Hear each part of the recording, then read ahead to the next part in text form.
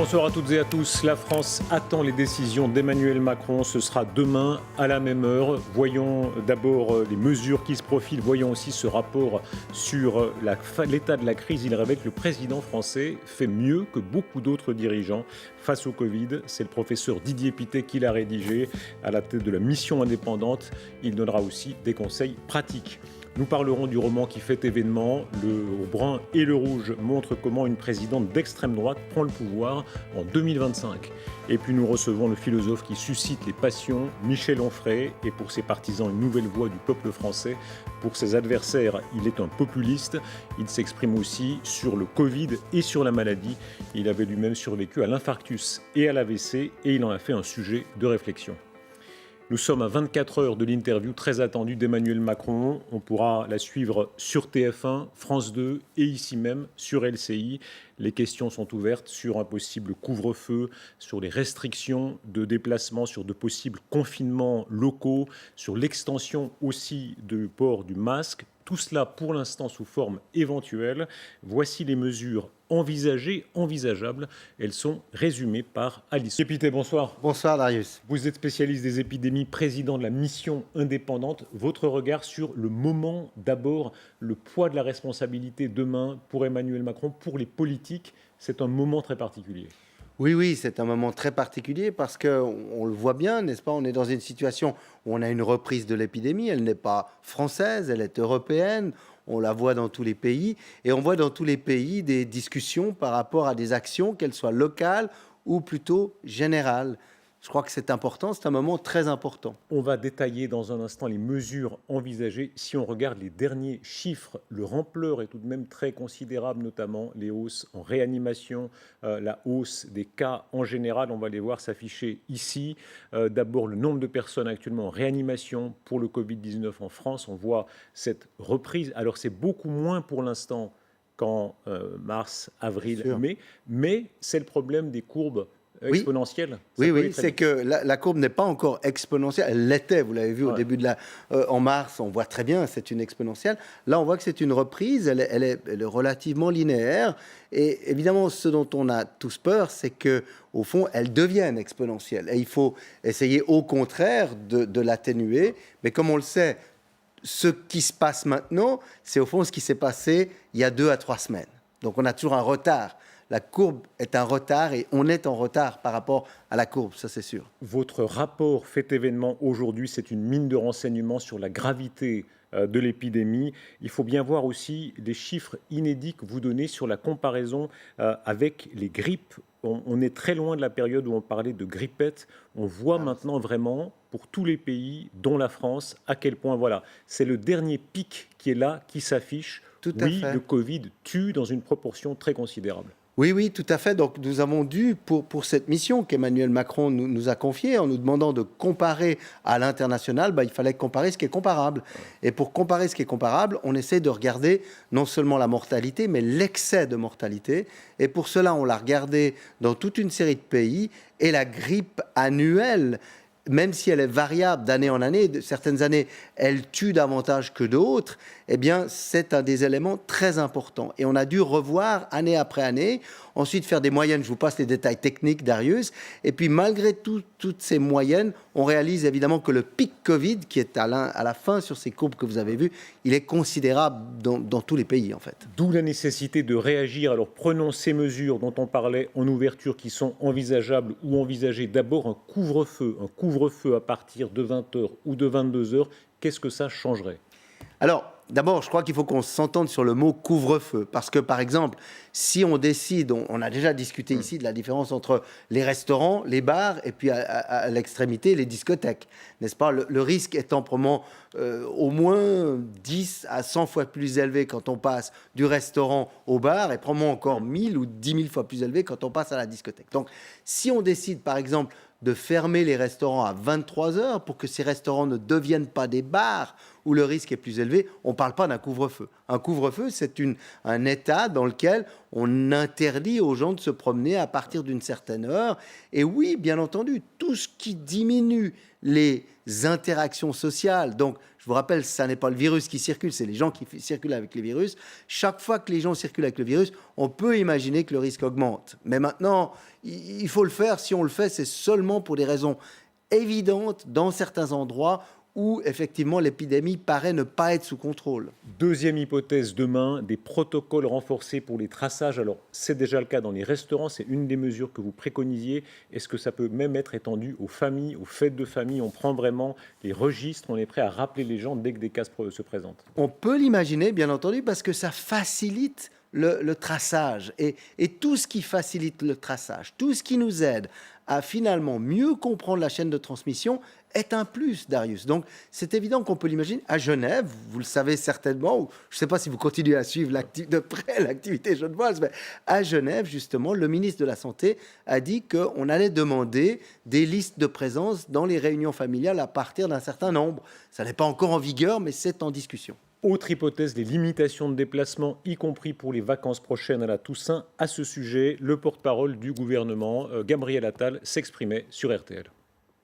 Il n'est pas prévu de limiter les déplacements à l'occasion Donc des la vacances réponse est de la oui, Toussaint. on peut envoyer les enfants Oui. partout dans le pays et ça ne changera pas d'ici la semaine prochaine? Il n'est pas prévu que ça change d'ici la semaine prochaine. Didier Pittet, limiter les déplacements, c'est vraiment l'arme lourde. Si on y arrive, est-ce que ça a marché la dernière fois d'abord? C'est une arme lourde, mais la dernière fois, quand on l'a utilisée, c'est qu'évidemment, on était dans une phase qu'on appelle vraiment le confinement. Et à ce moment-là, on limite tout ce qu'on peut limiter. Là, en l'occurrence, si on pouvait obtenir que les gens se déplacent, mais que par contre, ils appliquent les mesures barrières, ça veut dire que oui, les enfants vont voir leurs grands-parents, mais ils font attention à leurs grands-parents qui peut-être se frottent les mains, se mettent à distance, voire portent un masque. On va y arriver, mais il faut que les gens comprennent cela. On ne veut pas mettre les vulnérables à risque et la mixité de population n'est pas mauvaise en elle-même. Ce qui est mauvais, c'est de modifier les attitudes et de ne pas pouvoir respecter les consignes. Vous mentionnez les grands-parents. Précisément, la question se posera pour beaucoup de familles lors des vacances prochaines.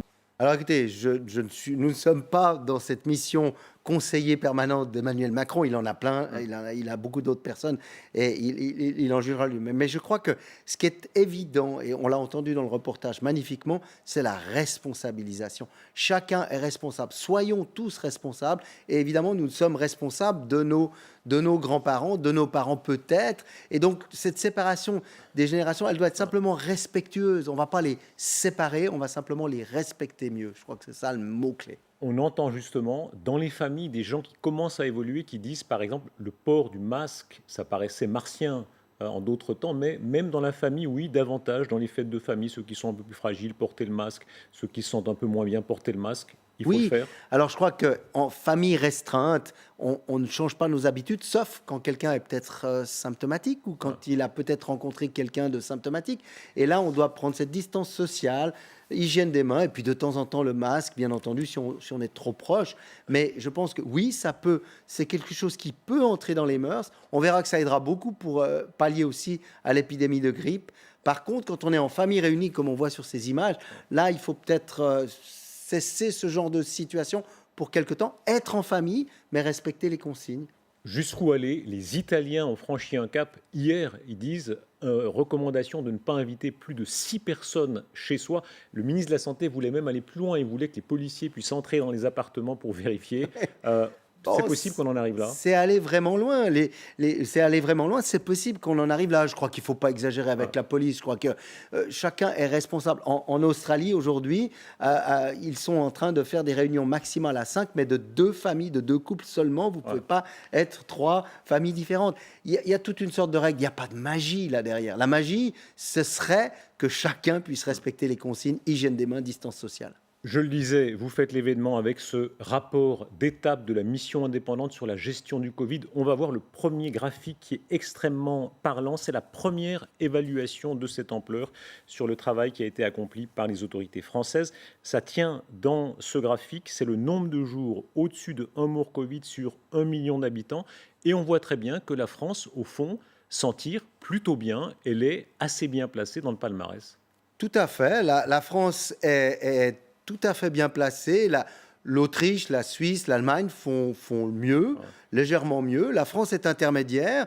Et puis, les pays qui, ma foi, le font nettement moins bien, c'est l'Italie, l'Espagne, le Royaume-Uni, la Suède encore moins bien. Et puis, évidemment, le mauvais élève, on le voit à l'écran, c'est les États-Unis. Pour être clair politiquement, il y a aussi des critiques dans votre rapport, mais sur ce plan général, pour Emmanuel Macron, pour Olivier Véran, ce sont de bons résultats par rapport notamment à... Oui, d'autant plus que la France a été heurtée par l'épidémie très très tôt, n'est-ce pas? L'Italie, les pauvres ont été heurtés en premier, et les pauvres nous ont bien aidés en nous transmettant de l'information, mais ensuite très vite la France, l'Espagne ont été touchés, la Suisse aussi dans une certaine mesure. Donc ça veut dire que plus vous étiez touché tôt, plus c'était compliqué et difficile. La France s'en sort extrêmement bien en termes de mortalité de Covid. Oui, oui. Beaucoup de données qui précisent les choses, notamment sur le manque de masques. Là aussi, c'est extrêmement parlant. On voit de quelle manière la France, parmi d'autres, c'était le cas de tous les pays, ont mal prévu la gestion de la crise. Les stocks n'étaient plus suffisants à ce moment-là. Vous avez aussi des formules sur la difficile co-gestion au niveau interministériel. Je lis la formule 1. Déploiement heurté du processus de gestion de crise au niveau interministériel.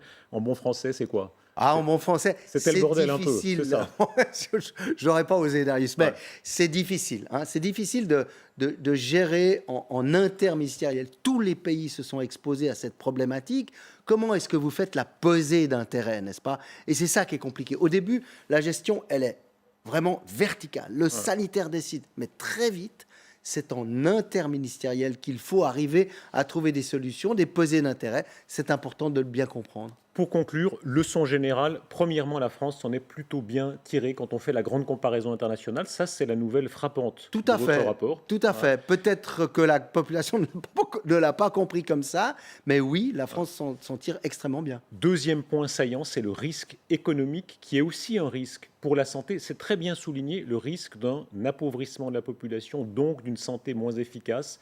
Pour les Français comme ailleurs, c'est un risque très considérable. Oui, le risque économique et social est une réalité dans le monde entier, y compris bien entendu en France, mais on le sait tous, on le vit tous de près ou de loin. Ici, on le quantifie et pour l'instant, c'est un rapport d'étape, j'entends bien, n'est-ce pas? Nous avons sorti quelques éléments pour pouvoir éventuellement aider à la crise aujourd'hui, mais à terme, il y aura des explications et des solutions à proposer. Didier Pittet, merci beaucoup. C'est votre livre aussi, Vaincre les épidémies, que vous co-signez avec Thierry Crouzet. Vous êtes, il faut le rappeler, le docteur main propre, c'est le sous-titre du livre, l'homme qui a répandu dans le monde entier la solution hydroalcoolique. C'est votre fétiche, vous l'avez toujours avec vous. C'est ma fétiche, Ce qui se passe là, aujourd'hui, c'est l'aboutissement de combien d'années? Ça fait combien d'années que vous avez donné la formule à l'OMS? Alors, je l'ai donnée en 2006, mais on l'utilise depuis 1995, donc 95. À Genève, puis ensuite à l'OMS depuis 2005. Ça fait 15 ans. On fête aujourd'hui, Darius, le démarrage de la campagne de l'OMS il y a 15 ans. Merci, professeur Pittet. C'est votre livre, Vaincre les épidémies, ce rapport. Et puis, vous le disiez, les conséquences, hélas, peut-être aussi économiques et peut-être politiques. On va en parler dans la deuxième partie de cette émission. Ce sera notamment le regard du philosophe Michel Onfray. À tout de suite.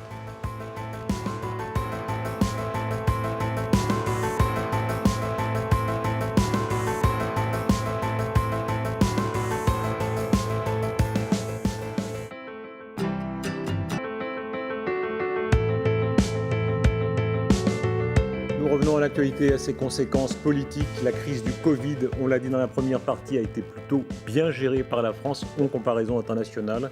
Ce n'est pas l'avis des oppositions de droite et de gauche. Elle s'exprime notamment par la voix de Marine Le Pen et d'Adrien Quatennens. Écoutez. Est-ce qu'il n'est pas déjà trop tard? C'est ça la vraie question. Moi, ce qui me frappe depuis le début de cette épidémie, c'est l'absence totale d'anticipation de la part du gouvernement. Alors, on pouvait encore peut-être leur pardonner pour la première vague, mais c'est vrai qu'on a tendance à trouver ça impardonnable pour la seconde. On voit que la situation sanitaire se dégrade dans beaucoup d'endroits et nous avions prévenu à l'aube du déconfinement sur le fait qu'en cas de seconde vague, il faudrait planifier dans l'éventualité où nous aurions une seconde vague. À l'époque, on nous riait au nez. Mais aujourd'hui, on voit que cette seconde vague est là. Et on a l'impression désagréable que M. Déconfinement, M. Castex, devenu Premier ministre, navigue à vue. Et avec nous, Michel Cotta et Robert Namias. Bonsoir. Bonsoir. On va parler de votre livre, mais d'abord votre regard d'analyste historique de la politique française. Est-ce que dans cette crise du Covid, très à droite et très à gauche, on pourra en profiter, Robert Namias? C'est possible. En tous les cas, ce qui est certain, c'est qu'il n'y a pas que les oppositions que vous avez montrées, d'extrême gauche ou d'extrême droite. On voit bien qu'une grande partie de la population, les sondages le montrent quand même, pense que le gouvernement a failli.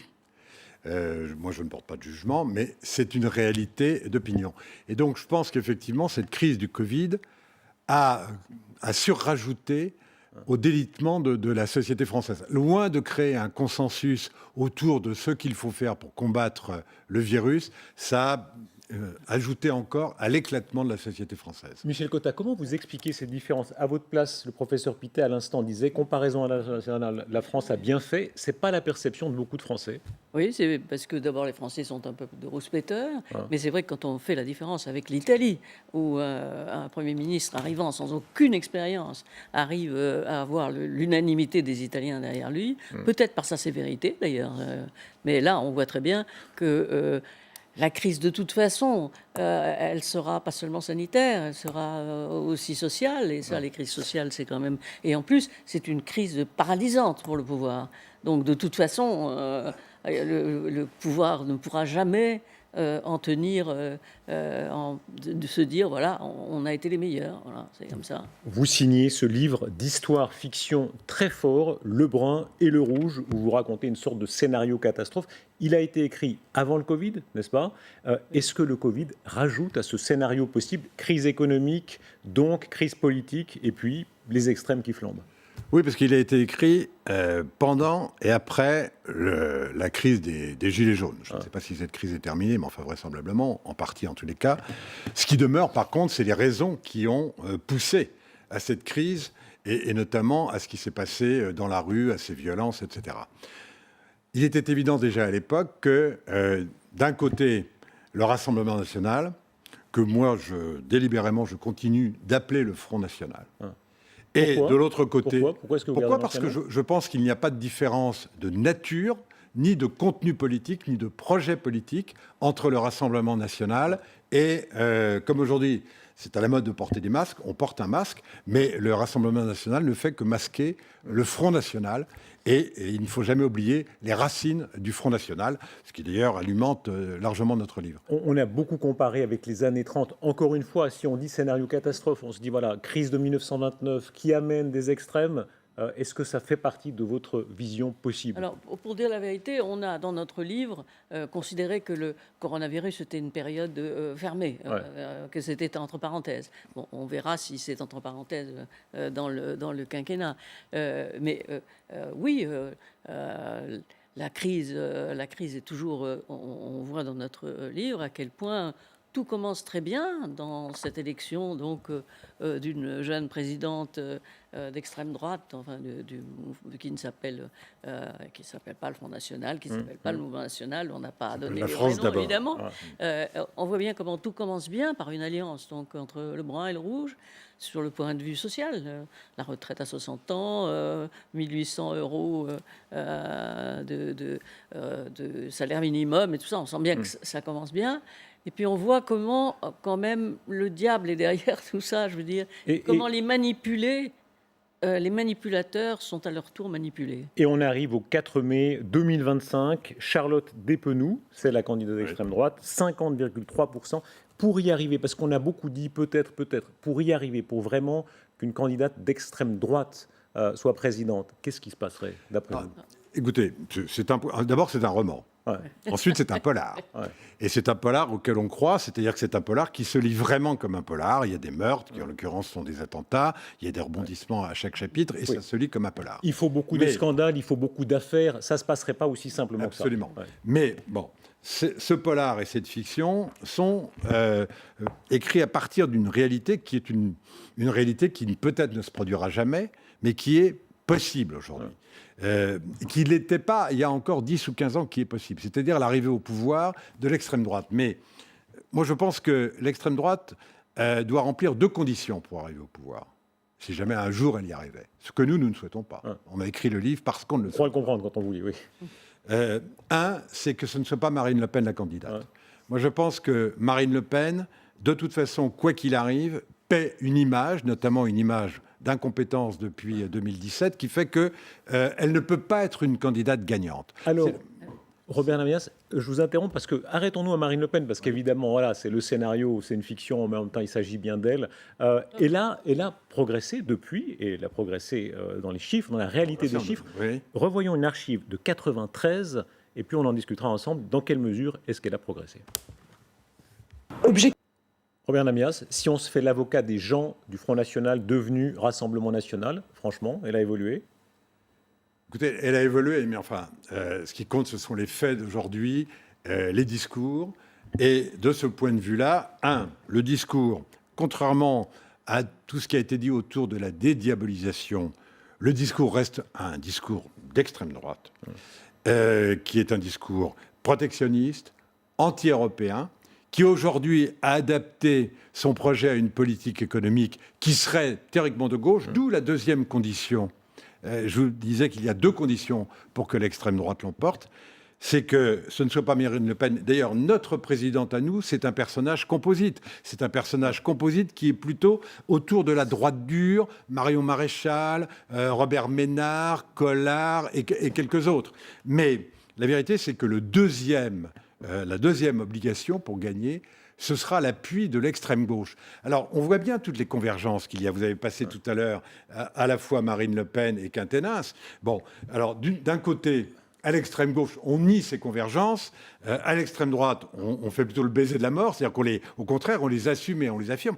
La vérité, c'est que au-delà des dirigeants, ce sont les électorats qui feront les élections. Et là, vous dites bien, les électorats ont bougé, souvent, ils sont confus entre les deux. L'électorat d'extrême gauche aujourd'hui est extrêmement fluctuant, volatile et peut, par définition, on l'a vu dans des élections précédentes, passer directement à l'extrême droite. C'était le cas du Midi Rouge quand il était communiste et qu'il est devenu quasiment Front National à peu près partout. Il y a quelques signes aussi, par exemple, lorsque, comme par hasard, M. Valéran de Saint-Just dit que Jean-Luc Mélenchon est un patriote.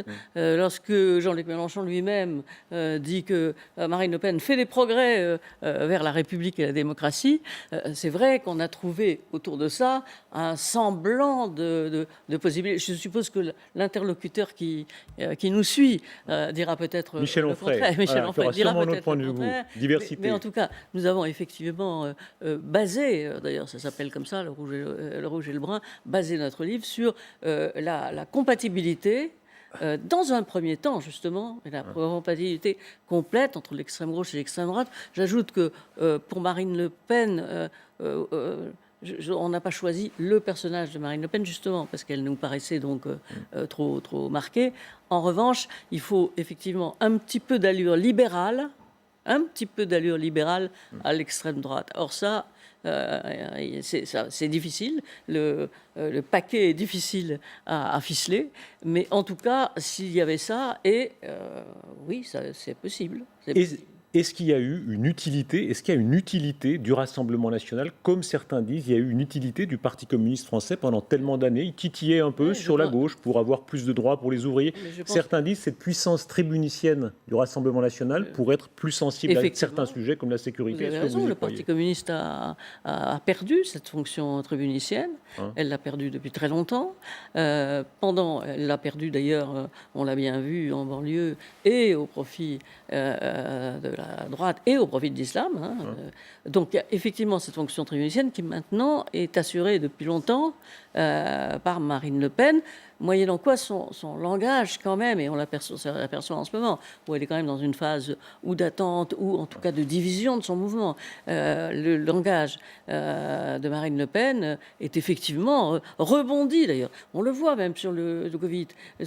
Elle rebondit en disant oui, enfin, elle en fait un sujet de non-traitement par le pouvoir. Donc c'est une façon de mettre en cause le pouvoir et d'une façon vraiment violente dans un moment où elle est à peu près la seule à incarner ça. Michel Cotta et Robert Namias, vous incarnez combien d'années de journalisme politique? Ça fait combien d'années que vous vous connaissez? 50 ans. Ouais, exactement. Ouais, exactement 50 ans. Exactement. Est-ce que vous entendez ceux qui vous mettent dans la critique, dans tous ces milieux qui sont de droite, très à droite, de gauche, très à droite, qui disent c'est pas seulement les politiques, c'est la classe aussi des journalistes que vous représentiez qui avaient failli. Est-ce qu'il y a un peu de mea culpa chez vous? Écoutez, Moi, oui, absolument. Oui, alors. Moi, il est très fort chez moi, il est un peu moins fort chez toi. Alors allez-y. Pourquoi autant de mea culpa? Non, je pense qu'on a beaucoup contribué, que la presse en son ensemble a beaucoup contribué à décrédibiliser le monde politique et à plutôt, d'ailleurs ça continue, tout ce qui ne va pas, mais c'est normal, un train qui arrive à l'heure, c'est ce qu'on dit, on ne fait pas d'article sur un train qui arrive à l'heure, on fait un article en tout cas sur le train qui arrive vraiment à 24 heures de retard. Donc je pense qu'on a accéléré cette mesure, mais je dois dire que j'ajoute immédiatement que l'élection d'un président qui est ni de gauche ni de droite a créé un tel vide autour de lui qu'évidemment on a l'impression d'un effondrement. Vous avez été au cœur, Michel Cotta. Il y a des perles d'archives avec vous parce que vous êtes là. Notamment, vous êtes là pour le débat. Vous avez animé 2 débats présidentiels, notamment celui de 88, on est plus intense, entre Jacques Chirac et François Mitterrand. Il y a ce moment incroyable où chacun essaye de vous prendre un peu à témoin. On revoit cette archive. Voilà, c'est délicieux, Michel Cotta, parce que vous êtes très embêté là, franchement. On sent que vous vous dites non, ne vous occupez oui, pas parce de qu'ils moi. sont tous les deux, parce qu'ils mentent tous les deux. Ouais. Ah oui, les 2 mentaient. Non, les 2 mentaient. Parce que oui, il y avait eu une histoire, j'avais eu un conflit avec l'Élysée qui m'a coûté cher. Et en revanche, Jacques Chirac n'était pas formidablement partisan d'une liberté totale. Et en tout cas, ce qu'avait fait le régime précédent ne montrait pas qu'on allait vers une liberté et des radios et des télévisions. Or, quand même, c'est plutôt François Mitterrand, et dans le règne de François Mitterrand, en tout cas, que ça s'est passé, et à cause de la haute autorité. Mais ce n'était pas mon problème, je ne pouvais pas l'expliquer. Leur problème, c'était le débat présidentiel, et était une puce là-dedans. Robert Lamias, sur le fond, est-ce qu'il y a eu trop de proximité entre les politiques, les journalistes, qui fait qu'aujourd'hui, une partie de l'opinion dit voilà, tout ça, c'est la classe politico-médiatique? Oui, moi je pense qu'on a tous fait des erreurs et que on en a fait parfois des graves. Moi, comme beaucoup de mes confrères, comme la plupart de nos confrères, j'étais à l'époque en charge de l'information à TF1 et l'affaire Baudis, pour moi, est une blessure, par exemple. Et il y a eu d'autres faits aussi où on n'a pas toujours été extrêmement brillant. Accusation à tort. À tort, accusation de Baudis à tort, absolument, oui, tout à fait. Mais ce que je veux dire, c'est que on ne peut pas nous reprocher en écrivant ce roman, car j'insiste, c'est un roman, mais c'est un roman d'abord, on a parlé du début et de l'élection, mais c'est un roman sur ce que nous imaginons de ce que serait la trajectoire d'une présidente d'extrême droite au pouvoir, et qui évidemment, au bout d'1 an, se débarrasse de l'extrême gauche, qui n'est que l'idiot utile de l'extrême droite, comme disait Lénine, et qui, après, installe un régime qui, de policier devient autoritaire, ou d'autoritaire devient policier, pour basculer dans le fascisme, il faut le dire. Vous signez un très beau livre qui fait écho à d'autres grands livres des années 30. On parle à Stefan Zweig, notamment quand il dit, dans les années 30, on sous-estimait complètement. Ils avaient l'air assez légers, les gens d'extrême droite, d'extrême gauche, alors qu'il y avait une haine de ce qu'ils appelaient l'humanisme bourgeois. Est-ce qu'on sous-estime de cette façon les extrêmes? Oui, moi je pense, si vous voulez, qu'on est parti de l'idée aussi qu'au fond, quand on regarde ce qui se passe autour de nous depuis le début du XXe siècle, depuis un siècle à peu près, il y a finalement énormément de démocraties qui, à un moment donné, ont basculé dans le fascisme. Énormément. Il y a 2 façons de basculer dans le fascisme. Soit le coup d'État militaire, ça a été le cas avec les... On a oublié, mais les colonels grecs, c'est pas si vieux que ça, c'était une grande démocratie, la Grèce. Pinochet, le Chili, c'était une grande démocratie chrétienne, le Chili. Bien. Et puis, soit par la voie électorale. Ça a été la voie mussolinienne, ça a été même la voie hitlérienne, il faut bien le dire. Bon. Eh bien, aujourd'hui, quand on regarde la situation de la société française, ces déchirures, ces blessures, ces détestations, on se dit qu'effectivement, tout peut arriver. Et donc, on peut l'imaginer. Et encore une fois, nous l'avons écrit avec une seule obsession, c'est qu'on nous lise et que quand on nous aura lu, l'histoire nous donne tort. Michel Cotta, on va en parler dans un instant avec Michel Onfray. Est-ce qu'il n'y a pas un doute plus profond sur la démocratie représentative? Si on met bout à bout, effectivement, la France insoumise, le Rassemblement national, mais aussi beaucoup d'écologistes qui doutent parfois de la démocratie représentative. Oui, parce ça fait du monde. Parce que d'une certaine façon, ils n'y participent pas. Et c'est pour ça que, d'ailleurs, beaucoup pensent que le système d'élection à représentation proportionnelle aurait permis à l'ensemble de ces mouvements de s'exprimer. Mais oui, vous avez raison, il y a une mise en cause de la démocratie telle qu'elle est confiée, au fond, à un député. Et au fond, il y a une revendication de démocratie à la base qui, à mon avis, était formidable dans la démocratie athénienne, encore que si on étudie la démocratie athénienne, les esclaves, que les esclaves et les femmes étaient exclus, et puis que c'était un tout petit... Bon, alors, il y a cette espèce de rêve d'une démocratie athénienne, et ça, c'est un rêve dangereux, parce que, justement, ça n'a pas existé. C'est sûrement ce qui fait le plus peur dans l'état d'esprit actuel. Alors, on nous dit de temps en temps que ce livre reflète une anxiété. Ben oui, c'est vrai, il reflète une anxiété, et notre but était de montrer qu'on était anxieux.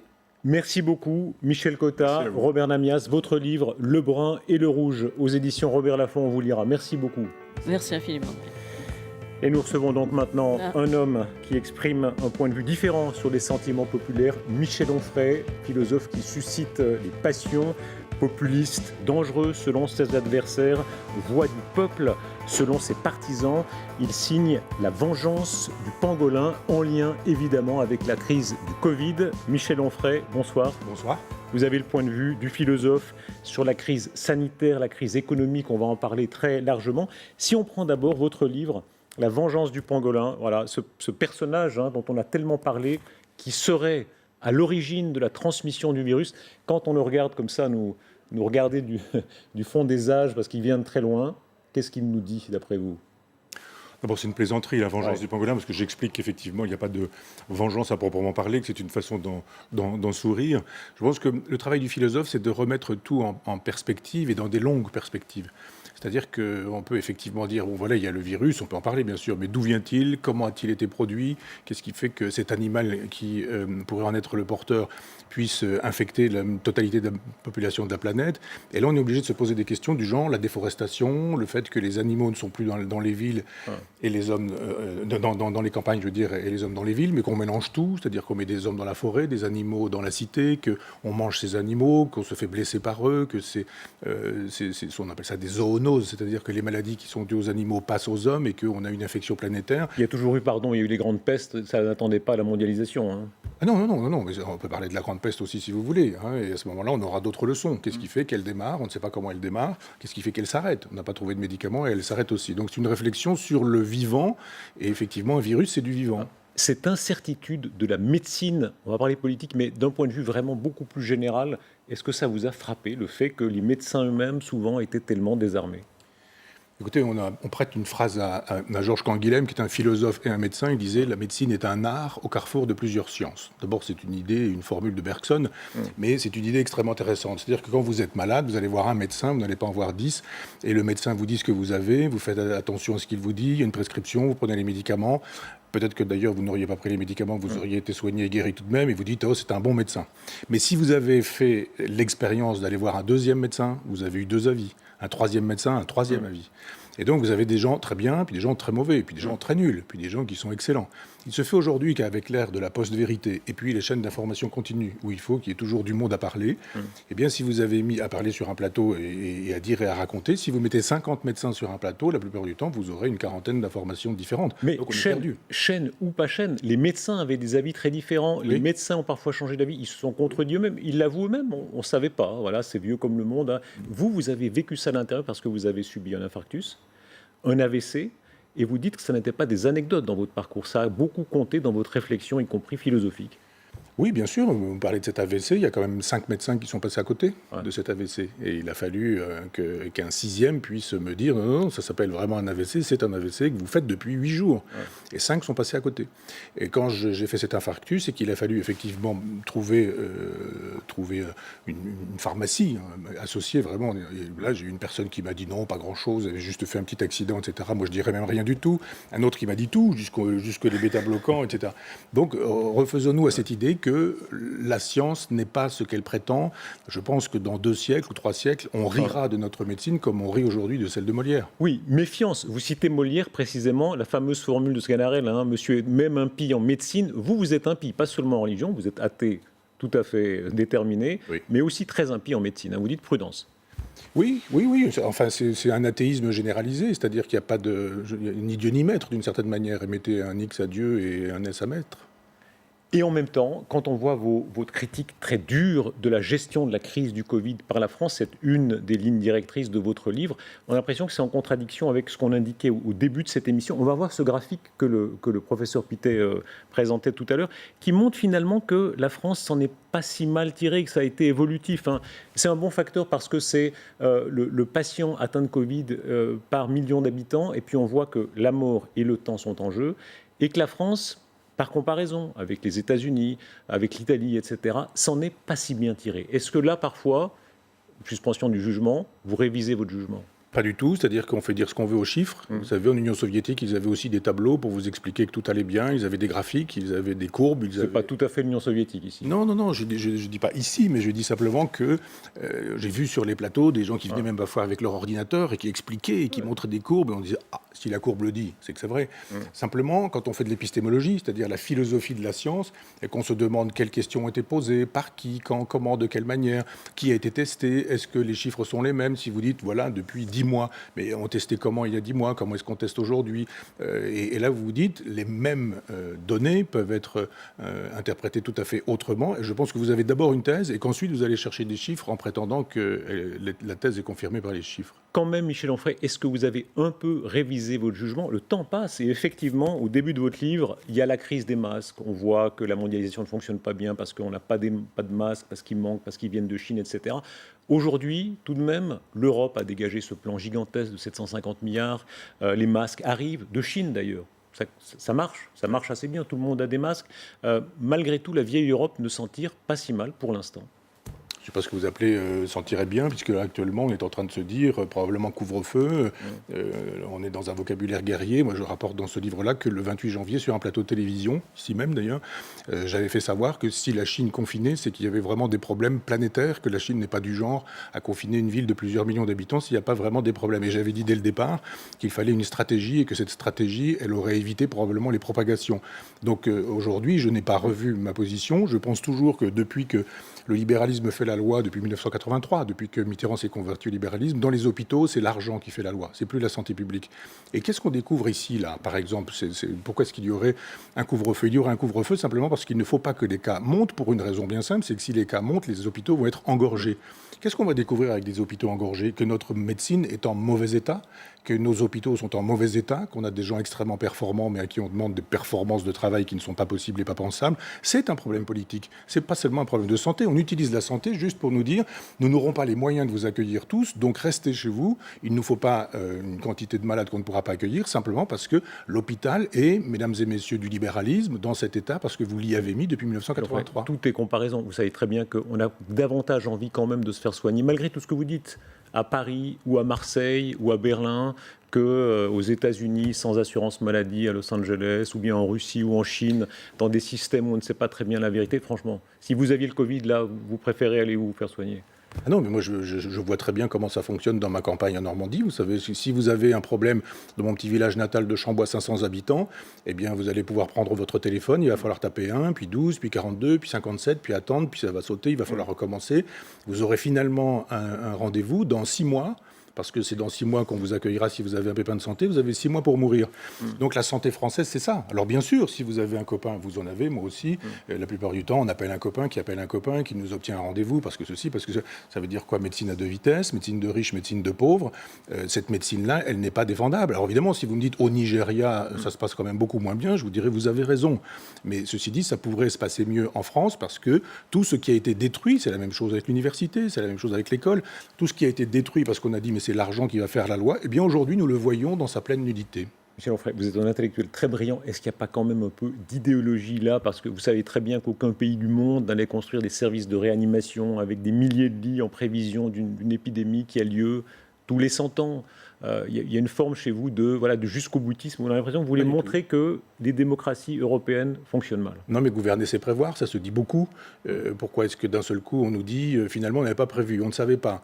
On s'est aperçu qu'il y a des responsabilités chez Hollande, qu'il y avait des responsabilités chez Mme Bachelot, et puis qu'il y avait des responsabilités finalement chez Juppé. Ça veut dire que toute la classe politique, dont on a vu quelques représentants là tout à l'heure sur votre plateau, ont fabriqué un monde. Et personne ne prévoyait la grande épidémie.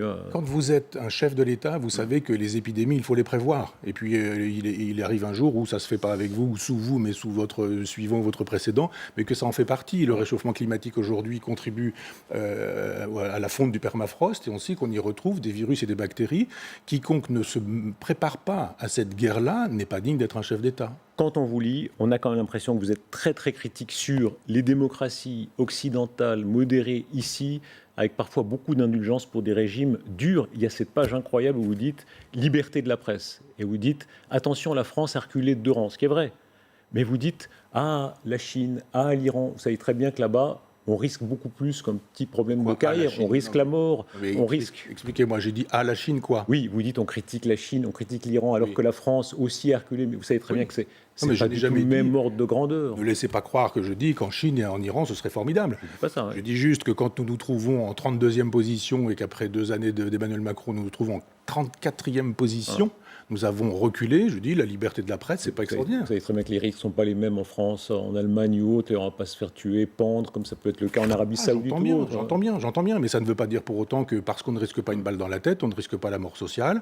Parce que, moi, vous avez vu votre bandeau tout à l'heure, formidable, là, rouge-brun. Est-ce une fiction ou pas avec ma tête en permanence ?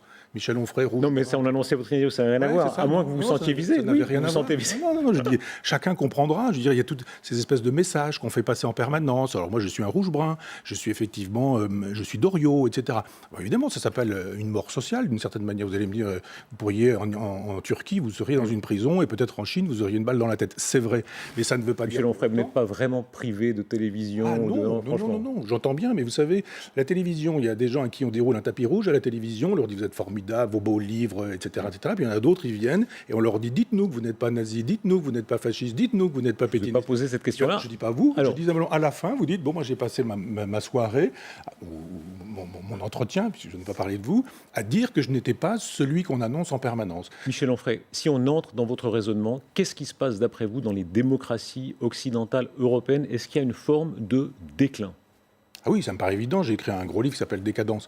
Mais depuis que l'Europe est libérale, c'est l'argent qui fait la loi. Est-ce que le Covid l'accélère, selon vous ? Le Covid, c'est un révélateur au sens photographique du terme. Ça veut dire que ce n'est pas le révélateur qui a fabriqué la photo. C'est vrai qu'il faut avoir fait un peu de tirage papier sur les photos, mais d'un seul coup, vous faites advenir l'image. Eh bien, le Covid montre qu'effectivement, nous ne sommes pas capables de fabriquer des masques. Nous ne sommes pas capables, je parle du début, de fabriquer des tests. Nous ne sommes pas capables d'avoir une politique de prévention. Nous ne sommes pas capables d'avoir une politique immédiate qui consisterait à dire immédiatement on va tester un maximum de gens et puis on va isoler un maximum de personnes de façon à éviter un isolement total et généralisé. Nous nous retrouvons devant la configuration d'un couvre-feu aujourd'hui. Est-ce qu'il y a selon vous un mal plus profond ? On l'évoquait dans le plateau précédent, une espèce de doute sur la démocratie. Vous avez écrit des pages très fortes là-dessus, en disant il y a d'autres systèmes, l'islamisme par exemple, dans sa dimension violente, mais pas seulement. Souvent les gens ont plus de foi dans ce système-là, comme en d'autres temps les communistes, comme en d'autres temps les nazis, que la démocratie qui, hélas pour nous, aurait quelque chose de vieillissant. Elle n'est pas que vieillissante. Je vous rappelle que quand en 2005, les Français votent non au traité européen et qu'on leur dit en 2008, vous l'aurez tout de même, ce traité, est-ce qu'on est encore en démocratie ? Est-ce qu'on a le droit d'interroger la démocratie ? Il y a plein de moments où on se dit, mais 60% des Français n'ont pas voté aux dernières élections, 60% et rien, c'est la même chose. Nous allons avoir assez probablement la prochaine fois un Macron et une Marine Le Pen, parce qu'on sait très bien qu'on va nous faire le coup de l'antifascisme qui va faire que l'humanité va nous dire qu'il va falloir voter pour un candidat de droite. Pardon, le coup, là, ce sont les électeurs qui votent librement. Pourquoi vous dites le coup ? Parce qu'on va vous dire, en gros, attention, le dimanche prochain, c'est fascisme ou républicanisme ou démocratie. Donc vous n'allez pas vouloir le fascisme. Et globalement, vous vous dites, mais pourquoi est-ce que ce goulot d'étranglement ne nous donne que ce genre de choix ? Dans une démocratie, vous savez, normalement, on a des choix divers et multiples. On n'a pas juste un entonnoir qui nous fait dire que, de toute façon, c'est joué. Dans 18 mois, on sait quels sont les candidats qu'on retrouvera au deuxième tour. Ça, c'est la liberté de vote. Si on est dans cette configuration-là, est-ce que vous choisirez ? Ah non, mais moi je dis, quand quand les élections sont faites avant qu'on aille voter, pourquoi est-ce que j'irai voter? Donc j'ai dit depuis très longtemps, je peux vous parier 10 caisses de champagne, le candidat qui sera élu au deuxième tour, d'ailleurs la plupart du temps il l'est au premier tour, ce sera un candidat de Maastricht. Alors après on dit il est de droite, après on dit ah il est de gauche, on nous dit c'est Sarkozy, ouh là là quelle horreur, après on nous dit c'est Hollande, ouh là là quelle horreur. Mais globalement on arrive par voter finalement pour le système et toujours pour le système. Michel Onfray, vous étiez impie en santé, on le voyait au début. Est-ce que vous n'êtes pas finalement un peu impie en politique? C'est Valeurs Actuelles qui avait fait la liste de toutes les vacheries que vous disiez sur les politiques. Elle est très impressionnante. Oui. Manuel Valls, un matador de vaches laitières. François Hollande, un Rastignac dégonflé. Emmanuel Macron, une de vos cibles favorites, produit d'appel du grand capital. Jean-Luc Mélenchon, narcissique qui connaît le tribunal révolutionnaire mais ignore que Thermidor aura eu lieu. Marine Le Pen, robot sans cervelle, etc. Bon vous voyez, j'en épargne aucun déjà. Ça de gagner. Est-ce que vous n'êtes pas d'abord un peu méchant? D'abord, ça s'appelle un extrait. Un extrait suppose un texte suppose un contexte. Bien sûr. Non, mais je veux dire, enfin, l'art de la vacherie, vous êtes libre. Fouquier-Tinville disait « Donnez-moi une phrase de n'importe qui et je vous l'envoie à la guillotine ». Oui, j'ai écrit ça dans un contexte qu'on oublie à chaque fois. C'est-à-dire que, effectivement, je réponds à des moments d'actualité et ce sont des textes qui sont parus dans des moments extrêmement précis. Et je vais d'ailleurs faire un gros livre qui va s'appeler « Foutriquer ». Que vous voulez de l'humour, foutriquer, et qui reprendra tous ces textes, qui sont des textes dans la tradition française, voltairienne, swiftienne, même si Swift est irlandais. Mais je veux dire que c'est la tradition de l'ironie, c'est la tradition du pamphlet. Oui, je suis dans cette logique de l'ironie. Mais je veux dire que moi, je fais quelques plaisanteries quand ces gens-là nous pourrissent la vie au quotidien. Alors, dans ce jeu de qui reste debout, selon vous, qui peut porter cette aspiration souverainiste, appelez-la comme vous voulez, qui peut porter ça, d'après vous, en politique? Pour moi, personne. Et il est bien évident que dans le personnel politique aujourd'hui, personne. Tous ces gens-là sont plus ou moins responsables de ce qui a eu lieu. Il y a un moment donné où il faut faire amende honorable.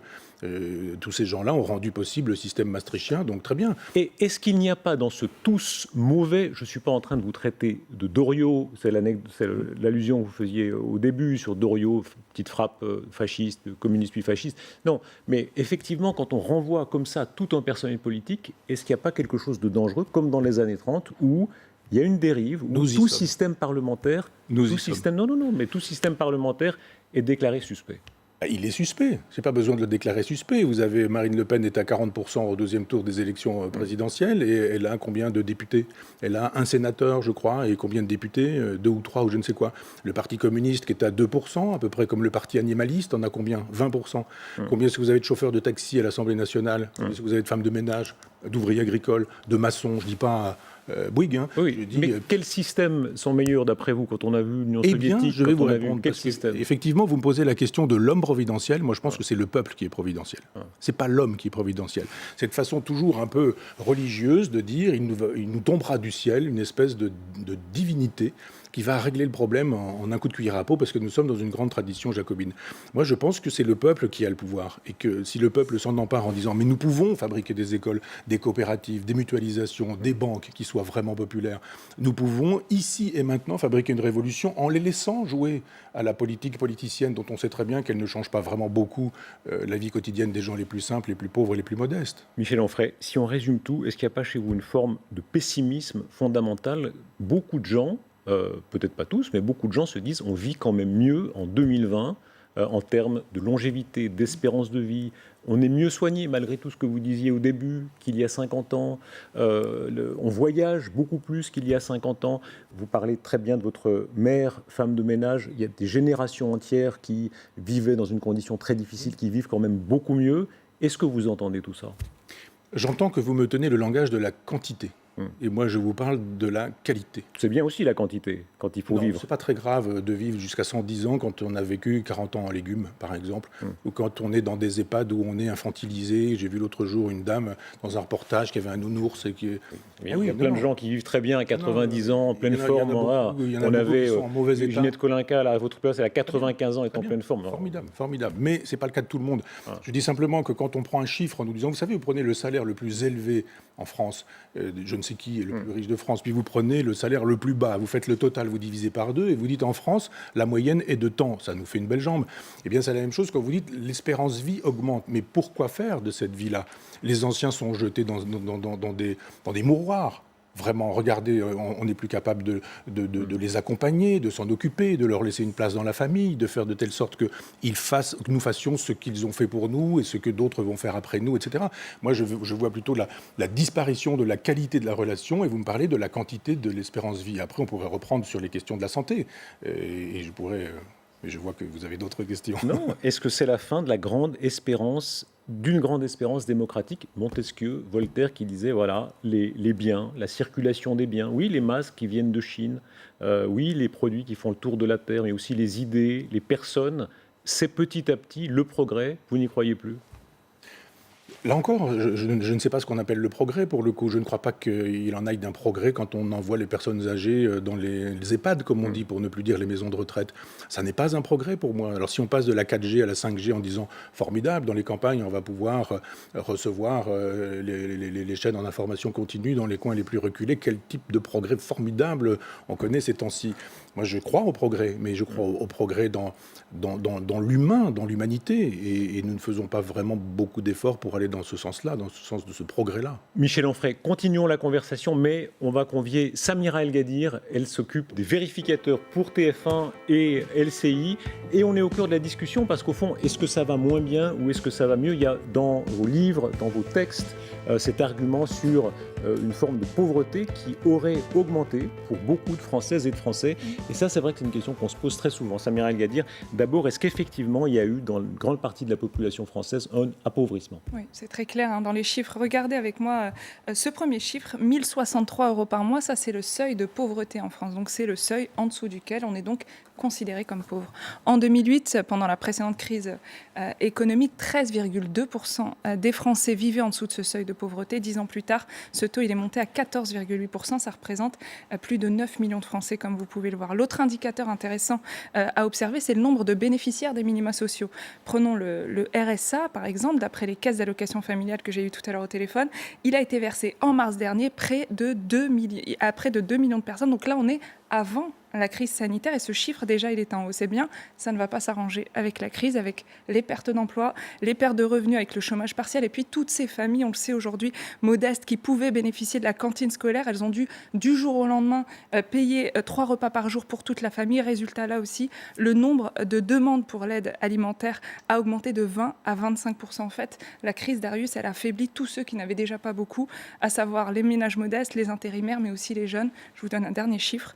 Le taux de pauvreté chez ces jeunes, justement de 18 à 29 ans, en 2002, il était de 15,2%. En 2018, ça c'est le dernier chiffre dont on dispose, il est de 19,7%.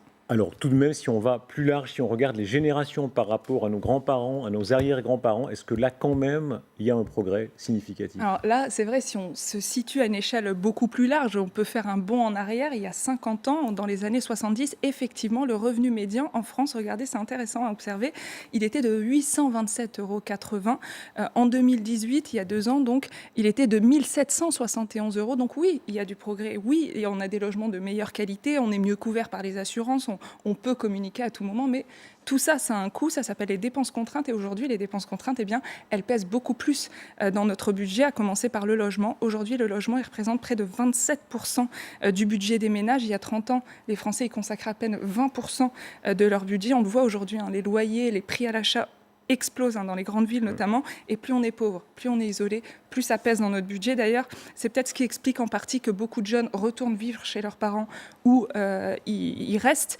D'après la Fondation Abbé Pierre, là aussi un dernier chiffre, 4,5 millions de jeunes majeurs vivent chez leurs parents ou leurs grands-parents. Michel Onfray. C'est terrible. C'est terrible pour vous? Oui. Oui. Il y a la deuxième partie aussi, où quand même, il y a eu une amélioration sur 2 générations, ça vous l'entendez aussi? Oui, mais la société de consommation n'existant pas, à quoi servaient les salaires à l'époque? Vous savez, moi je me suis retrouvé à une époque en Union soviétique avec beaucoup d'argent, il n'y avait rien à acheter. Ça sert à quoi d'avoir beaucoup d'argent? C'est-à-dire qu'il y a une époque où les enfants aujourd'hui, il faut leur acheter des chaussures de marque, après ça il faut leur acheter des téléphones, il faut des vêtements qui changent, etc. etc. Nous on avait un vêtement qui durait 2 ou 3 saisons.